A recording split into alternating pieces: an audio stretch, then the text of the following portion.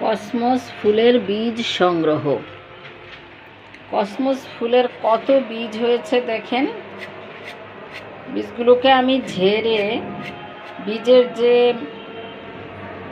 পাতলা অংশগুলো আছে, মানে পরাগরেণু, পরাগধানী, ফুলের পাপড়ি, এটা অরেঞ্জ কালার কসমস ফুলের বীজ।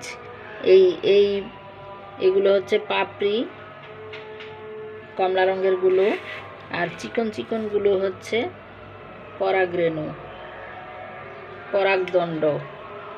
তো এইগুলোকে সুন্দর করে ঝেড়ে বীজগুলোকে আলাদা করে ভলিউম কমানোর জন্য ঝেড়ে নিচ্ছি। অনেক বীজ হয়, আমি যখন যাই তখনই ছাদ থেকে কিছু কিছু সংগ্রহ করি। এভাবে সংগ্রহ করেছি।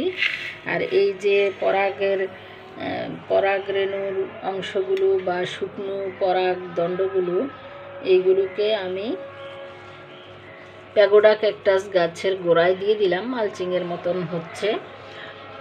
তো মালচিং একটা পদ্ধতি, গাছের গোড়ায় পাতা বা জৈব উপাদান দিয়ে ঢেকে দেওয়া।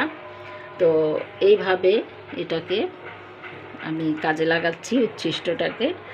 আর এই বীজটাকে এরকম প্লাস্টিক বোতলেও ভরে রাখা যায়, কাচের বয়মেও রাখা যায়, অথবা কাগজের প্যাকেটে নাম লিখে নামকরণ করে তারপরে পলিথিনেও রাখা যায়।